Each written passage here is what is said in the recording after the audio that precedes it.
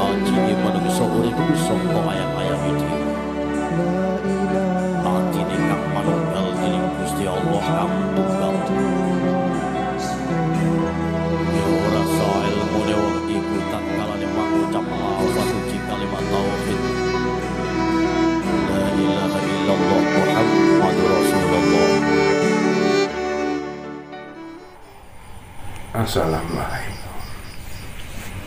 Waalaikumsalam. Alhamdulillah. Alhamdulillah. Bertemu ke Allah, berpisah ke Allah. Astaghfirullahaladzim. Subhanallah. Astaghfirullahaladzim. Subhanallah.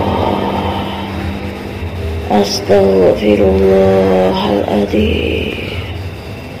Subhanallah. Maksud ya Allah, lagi maha pengampun, lagi maha penyayang, lagi maha pengasih. Allahu Ahad, Allahu Ahad, Allahu Ahad. Gusti Kang Maha Tunggal, Gusti Kang Maha Tunggal, Gusti Kang Maha Tunggal. Subhanallah, maha benar. Puji syukur rawan karidhoaning Gusti Kang Maha Tunggal. Allah Kang nyartoni lampah turune sangka cahya-cahya kamulyaning Gusti Kang Maha Tunggal. Subhanallah, alhamdulillah. Cahya kabeneran, cahya kang nuntun marang dalan karidhoaning Gusti Kang Maha Tunggal. Subhanallah. Duh kawulaning Gusti, Subhanallah. ingsun uga salah siji sangka kawulaning Gusti, sangka panciptaaning Gusti Kang Maha Tunggal. Subhanallah. Salah siji sangka panciptaaning Gusti kang duwening awujud-awujuding cahya, yaiku Nison kang keparingan asma, yaiku Nur Mujarabatul Qalbi, Subhanallah. utawa kang duwening makna yaiku cahya, cahya pangabotan, pangobatan utawa kang ngobati, yaiku araning qalbi utawi ning ati. Subhanallah. Cahya kang diutus turun marang kawula-kawulaning Gusti kang atine senantiasa eret kalian pitunjuk-pitunjuke Gusti Kang Maha Tunggal. Subhanallah. Cahya kang ndadekno ademing ati, cahya kang dadi kunci, yaiku nalikaning cahya iki manggon kanthi jenak ing jeroning atine sira sedaya, ing jero atine kawulaning Gusti. Nalika cahya iki manggon kanthi jenak, yaiku bakal ndadekno katentreman lan ati kang tentrem, senantiasa ndadekke jangkah kang senantiasa celak kalian pitunjuk-pitunjuk ing Gusti. Ati kang senantiasa seneng najana Gusti senantiasa manggihna kalian rupa-rupaning uji, rupa-rupaning pacoban ing jroning kauripane. Subhanallah. Nur mujarabatul qalbi, yaiku menehi pesen kanggo ning sira, menehi pesen kanggo ning para kawula ning Gusti. Yen pengen cahya iki manggon kanthi jenak ing jroning atine sira, senantiasa dados tetamba ing jroning atine sira. Lan ati kang senantiasa celak kalian tetambane, nebihna kalian rasa ngresulane, ngelingke sira kados apa sing wis kasebut ing jroning surat ing jroning Al-Qur'an, surat An-Nahl, utawa kang artine ya iku lebah.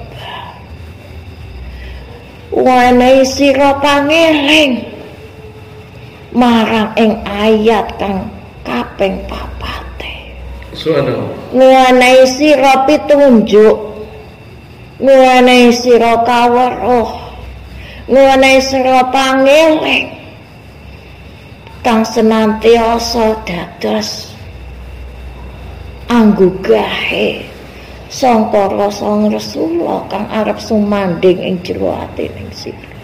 Subhanallah. Astagfirullah. Elingo sing kasebut ing jero Quran surat An-Nahl, yaiku ing ayat 4. Nuwane sira kategesan yen sapa asaling sira yaiku sangka satetese kahinoan, satetese barang kang ina.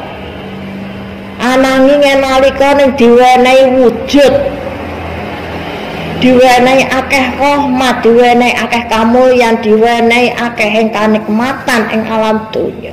Subhanallah. Nanging nalika diwenehi sakmono akeh kanikmatan, nglali kanthi wani bantah marang pangerane dhewe Gusti Allah Kang Maha Tunggal. Astagfirullah.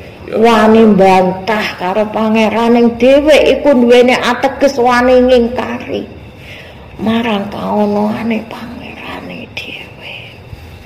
Subhanallah. Astagfirullah. Elinga sira ing jroning Quran surat An-Nahl utawi kang duwene ateges sing lebah utawi ning tawon, nguwanehi pangeling kanggo ning sira kanthi kasebut ing jroning surat An-Nahl nyebut yaiku araning ulu. Subhanallah. Kuwi nguwanehi kategesan kanggo ning sira, nguwanehi pangeling gedhe kanggo ning sira apa kang araning ulu kanthi kasebut ing jroning Quran surat An-Nahl. Subhanallah. Eling sira yen wani bantahi marang pangeraning sira, yen ati duwene kanilatan arep bantah karo apa sing dadi tinakdire pangeran ing kauripaning sira. Subhanallah. Elinga sira apa sing kasebut ulu ing jroning Quran surat An-Nahl, balik marang badaning sira dhewe. Cacahe ulu sing ana ning jero badane sira ing mancep ing badaning sira kuwi. Sira bisa ngitung dhewe apa ora? Ora bisa sira ngitung sepira cacahe ulu sing mancep marang sak dhuwure kulite sira kuwi sing mancep ning badane sira iki. Kaya dene iku kanikmatan sing wis diwenehna pangeran ing jroning kauripaning sira-sira mokal ora bakal bisa ngitung. Saking akehe lan ora kelewat wates sing Gusti wenehi saakeh-akeh kanikmatan karahmatan ing jroning kauripaning sira. Nanging kawula manungsa akeh sing lali, sing asale saka sak tetese saka perkara kang ina iku wani mbantahi karo pangerane dhewe. Ya iku nisun kang arane nur, mujarabatul qalbi, ora bakal kanthi bisa manggon lan jenak ning atine kawula sing nganti wani mbantahi karo pangerane dhewe. Iku salah sijining perkara sing bakal dihindari karo cahya iku, yaiku arane nur mujarabatul qalbi. Cahya pengobatan sing bakal manggon ing atining sira, ora bakal wani manggon ning kono yen atine nganti keselehan, yaiku wani mbantahi, wani ngingkari karo pangeraning sing nyiptakno dhewe. Eling sira ing jerone Quran surat An-Nahl sing wis nate ngwenehi kanggo ring sira, yaiku babakan kailmuan. Nanging ing dina iki linuwih ditegesi kanggo ning sira. Kanthi ing jerone Quran surat An-Nahl sira diwenehi pangeling, sira diwenehi pesen, yaiku ati-ati linuwih becik, yaiku gembalaake utawa arane ngengon karo kewan ternake sira.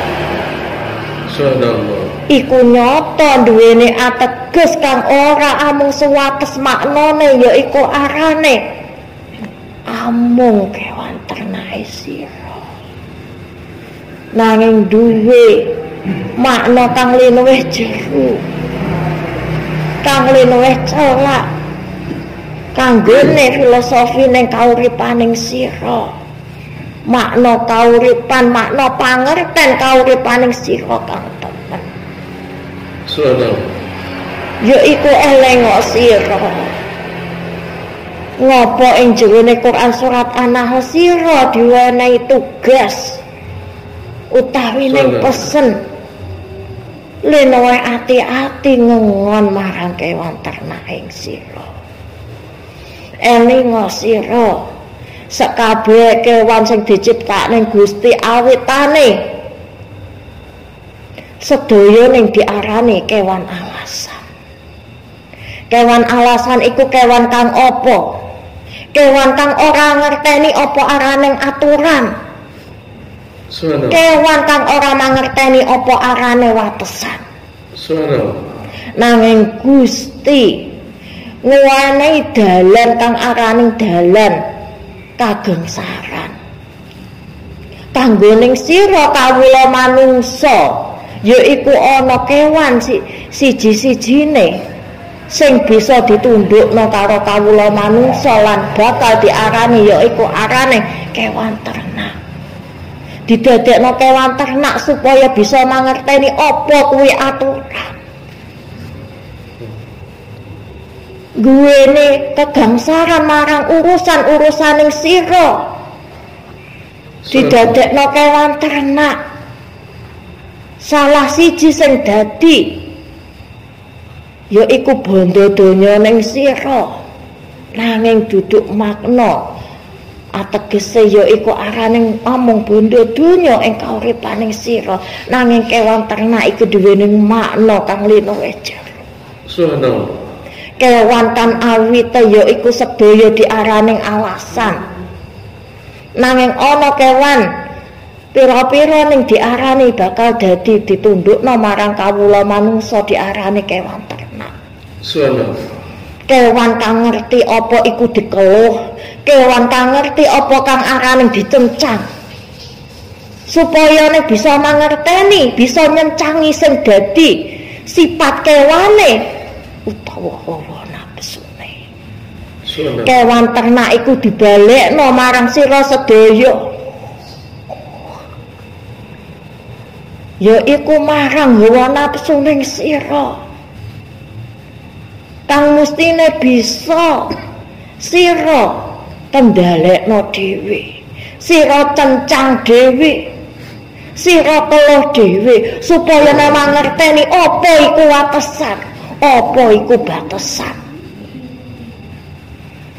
Aja nganti sira dipadakno karo kewan kang diarani kewan alasan, kewan sing ora mangerteni apa iku araning aturan utawi watesan. Ing jerone Quran surat An-Nahl nguwane kategasan kang jero kanggo ning sira. Dudu amung disebut apa iku kewan ternak. Nanging iku bakal dibalekno kanggo ning sira. Sira diwenehi pesen supaya luwih ati-ati yaiku ngengon. Marang kewan ternake sira yaiku luwih ati-ati ngengon marang hawa nafsu ning sira. Aja kanthi hawa nafsu iku bakal dadi rusake sangka kauripaning sira, bakal dadi getune ing kauripaning sira. Astagfirullahaladzim, ya Allah ya Rahman. Ya iku cahya iki, cahya kang diutus Gusti, cahya kang diridhoni Gusti, dadi nur, ya iku cahya mujarabatul kang ngobati kalbi atining sira. Alhamdulillah. Aja nganti sira nglali marang pesene Quran surat An-Nahl kang diarani kewan ternak. Aja nganti sifat sombong sing dadi ujianing sira ing donya iki bisa ngalahke marang kabecianing sira kang mestine sira jejekne nalika ing alam donya iki. Sifat sombonge sira sing digepuk karo kalam Quran surat An-Nahl sing nyebutno babagan ulu. Memang wis jelas yaiku gepuk marang sifat sombonge kawula manungsa. Gepuk marang sifat sombonge sedaya kawula ning Gusti. Kang atine arep sumelehan arane sifat kang ingkar. Subhanallah. Nur mujarabatul qalbi. Utawa cahya kang diridhoni Gusti dadi pangobatane, dadi obate sangka kalbi yaiku atining sira. Subhanallah, alhamdulillah. Nguwanehi pesen kanggo ning sira.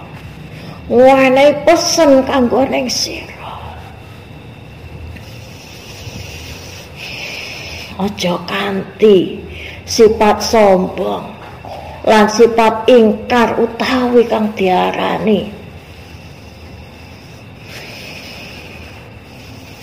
debat marang pangeraning sira dhewe, bantahi marang pangeraning sira dhewe, bakal ndadekno karugenan kang gedhe ing kauripaning sira.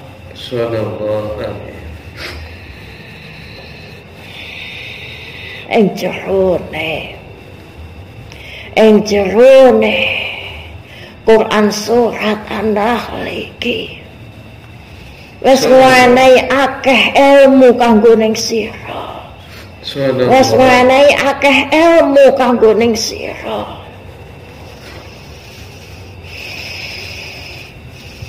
Nanging sangka kauripaning sira kang dadekno rumangsa kabotan nalika diwenehi akeh pacoban ing kauripan, dadekno nglali marang pesen-pesen sing wis kasebut lan tantangan kang mesti dijaga. Yen sira duweni kekarepan supaya ning nur mujarabatul qalbi iki manggon kanthi jenak ing atining sira. Pantangan kang aja nganti sira langgar. ya iku katon enteng nalika diucapno, nanging abot marang hakikat kang arep dijangkahno utawi dilampahno. Laras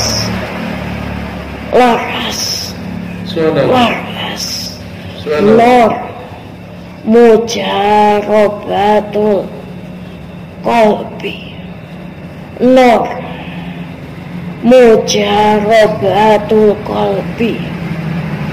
Wane pesen kanggening sira kang mesti sira eleng-eleng. Subhanallah. Marang pesen kang sepisan kang sadurunge senantiasa dados pangelinge sira, aja nganti bantahi ngingkari. Balik marang kasejataning sira, kailmuan kasejataning sira asaling sira sapa. Kang kaping pindhone aja kesalehan yaiku arane sifat sombong. Kang kaping telu sifat rumangsa ning sira. Elinga kang diarani kalbi ning sira iki awujute omah ing jero ati. Omah. Atine sira iki omah. Omahe sangka sakabeh rasa. Omah sangka sakabeh rasa. Omah sakabeh sangka rasa lan rumangsa. Nalika sira ngrumangsani yen kawula liyan iku sing dadi pacobaning sira. Subhanallah. Kawula liyan sing dadi pacobaning sira, nanging sira nglali marang sifat kang mestining sumeleh. Ya iku aja amung pengen rebut bener ing jero ati ning sira, pengen senantiasa sira dianggep bener. Yen sira marang kauripaning sira nganggep yen kawula liyan iku sing dadi tangga teparon, sing dadine sedulur, sing dadine bapa lan ibu, sing ana larang kauripaning sira iku sira anggap ya iku pacobaning sira. Subhanallah, astagfirullah. Sira pengen senantiasa dianggap bener. Ya sekabeh iku dadi pacobaning sira. Nanging sira nglali sapa sira? Sira dhewe uga bagian saka pacobane saka kauripane kawula liyan. Subhanallah. Pacobaning sangka sifat iri dengkine sangka kawula liyan. Sira uga didadekno ujian kanggo kawula liyan.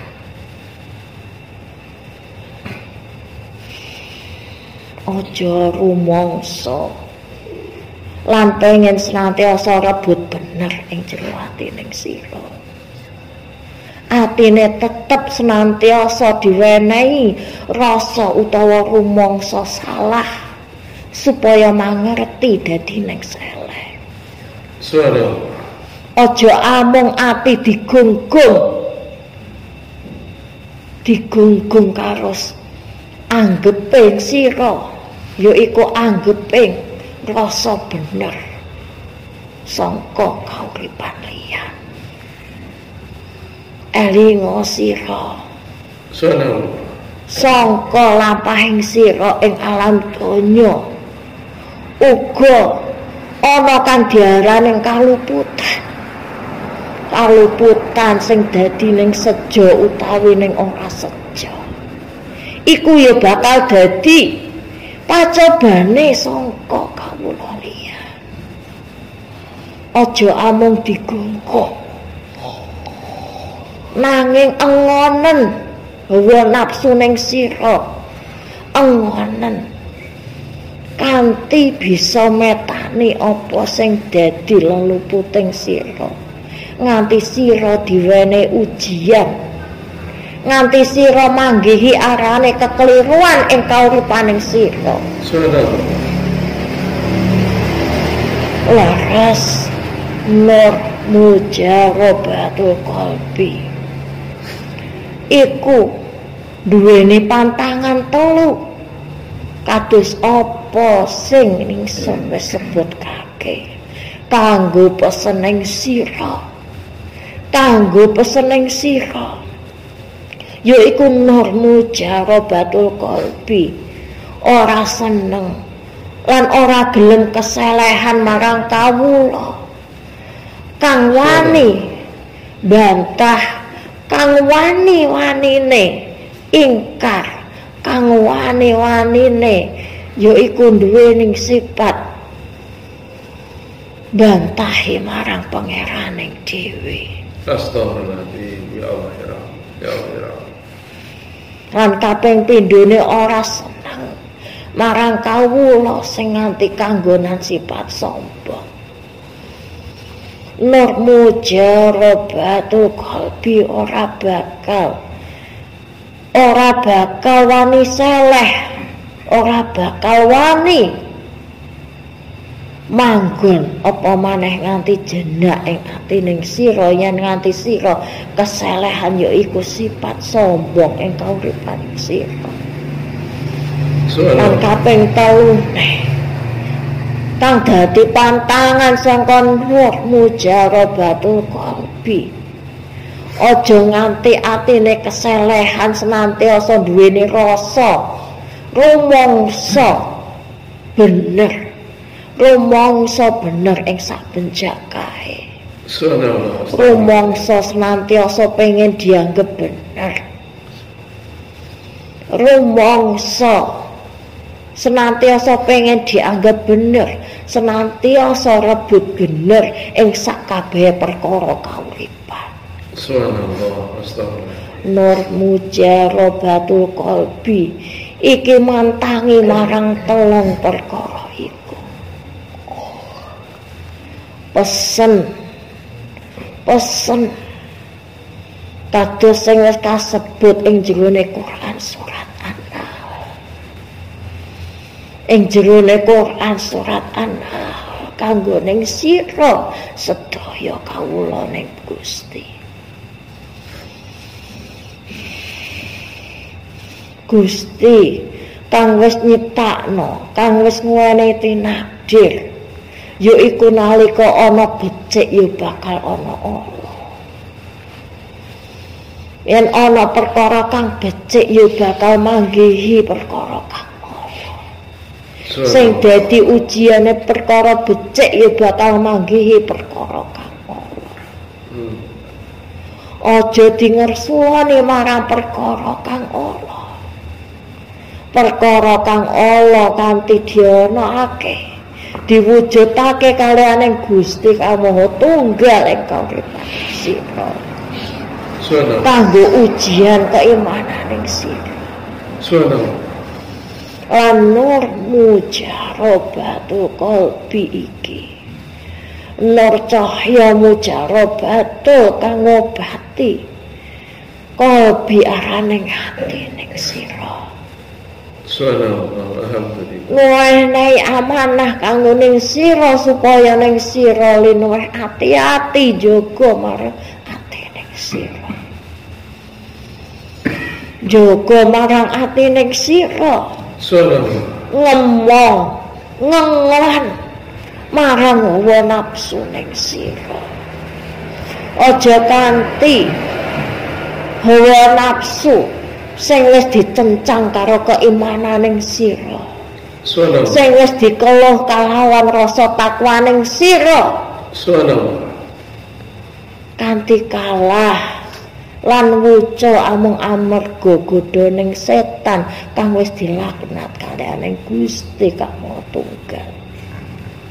Sira wis diwenehi pesen. Alhamdulillah. Ing jerone Quran surat An-Nahl yaiku bakal teka sijining dina akeh wong kang arane getun.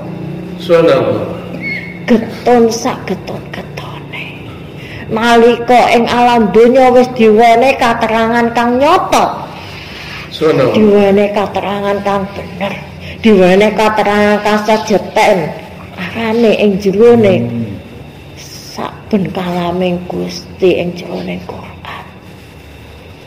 Nanging malah ingkar lan luwih percaya apa sing dadi godhoning para setan kang wis dilaknat kaliyan Gusti.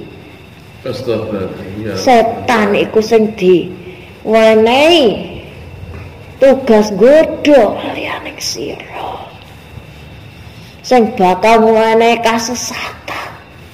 Astagfirullah. Nanging ing siji dina sing luwih percaya marang apa sing dadi godhoning para setan iku bakal manggihi araning kaapesan, bakal manggihi araning ukumaning Gusti, azab-azabing Gusti kang Maha Kuwasa.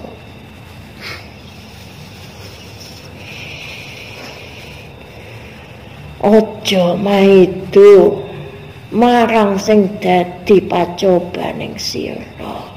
Subhanallah. Pacoban sing ana ing kauripaning sira. Aja nganti dadekno alasan sira bantahi marang pangeraning sira. Aja nganti dadekno alasan sira dadi ingkare marang pangeraning sira. Pangeraning sira Gusti Allah kang Maha Tunggal, Gusti Allah kang Maha Esa. Aja nganti sira kang wis diwenehi saakeh-akeh kanikmatan kanthi sira ora bisa ngitung marang kanikmatan iku, lali ngucap nembah syukur marang Gusti kang Maha Tunggal. Subhanallah. Alhamdulillah. Nur mujarabatul qalbi iki senantiasa seneng marang kawula sing ing jero atine senantiasa ngucap yaiku arane astaghfirullahaladzim, astaghfirullahaladzim. Semeleh ing atining sira, semeleh ing atining sira ngakoni sira ing ngadepaning Gusti marang sedaya kaluputaning sira ing ngadepaning Gusti. Kalimat astaghfirullahaladzim sing nggawa katentreman ing jroning atining sira. Kalimat subhanallah, subhanallah, subhanallah ngakoni marang sipating Gusti kang Maha Suci. Subhanallah. Sipating Gusti kang Maha Suci, kang Maha Suci. Sakjaba ning kaolahan-kaolahan sing sira temoni ing alam donya, nanging ana sipating Gusti kang Maha Suci sing ana ing atase, sing bakal senantiasa ngwenehi yaiku sifat kang seleh ing jero atining sira. Lan peringatan sangka alam Quran surat An-Nahl kang ngene kasebutan araning kewan ternak. Aja nganti sira nalikane Gusti nganti ngwenehi sebutan kanggoning sira yaiku kewan ternak luwih becik tumindake dumanding ing sira dibanding ing sira. Amarga kewan ternak iku mangerteni sangka araning sifat Rahman lan Rahiming Gusti. Ngerti sangka sifat Loman lan ngerti sangka sifat Asihing Gusti. Ya mangerteni sangka sifat Loman lan Asihe sangka sing diarani gembalane utawi ning lah sira sing wis dingon kaliyaning Gusti kok kanthi ngelali marang sifat syukure, ngelali karo sipating Gusti Rahman lan Rahime, ngelali karo sipating Gusti kang Maha Loman lan Maha Asih kuwi, lali karo sipating Gusti kang Maha Welas sing ngene kawelasan sira lan wenehi asih marang kauripaning sira. Yen sira nganti nglali sangka sipating Gusti loro arane Rahman lan Rahim, niscaya ning Gusti bakal nguweni sebutan kanggo ning sira, yaiku sek linuwih becik kewan ternak iku dumandinge sira. Sira kawula manungsa sing wis diwenehi kaluwihan arane akal lan pikiran. Nganti arane ingkar lan nglali marang apa sing wis dadi kanikmatane sira. Lah wong kewan sing wis nyata-nyata ora diwenehi kaluwihan arane akal. Iku sek mangerteni, sek nembah syukur, sek matur nuwun kalian Gustine sangka sifat Rahman lan Rahime. Sing ora wedi arane luwe, sing ora wedi arane kekurangan amarga Gusti kang Maha nyukupi. Yen atine sira nganti gembrungsung wedi arane kurang, wedi arane keluwen, niscaya Gusti nalika ningaling sira, nalika mersaning sira, Gusti bakal dedhawuh arane yaiku kewan ternak linuwih becik dumandinging sira kawula manungsa. Alhamdulillah. Salah siji kalam Quran surat An-Nahl iku dudu amung bahas amung babagan arane amung lebah utawi ning tawon. Nanging luwih sangka iku Gusti minaringe pesen lan pitunjuk kanggo ning sira, kanggo bekaling sira. Yen Gusti wis wene kalomanan, wis loman kaliyan ing sira, wis nguwenehi najanong sira urung nganti nguwenehi pangucap nyuwun, wis dicukupi apa sing dadi kakurangan ing sira. Nanging atine sik senantiasa gemrungsung, sik senantiasa maido marang kauripane, ngersulani diwene pacoban saithik, ngersulani Astagfirullah. nglali sira karo sipating Gusti ya Rahman ya Rahim. Bendina disebut Bismillahirrahmanirrahim tapi lali karo Rahman Rahim Gusti. Allah. Aja lali karo lomaning Gusti sing wis ora keukur ing kauripaning sira. Mugi sangka kalam kang derek dibeta yaiku nur mujarabatul qalbi, cahya kang diutus kalane Gusti supados dados tetamba ing jero atine kawulane Gusti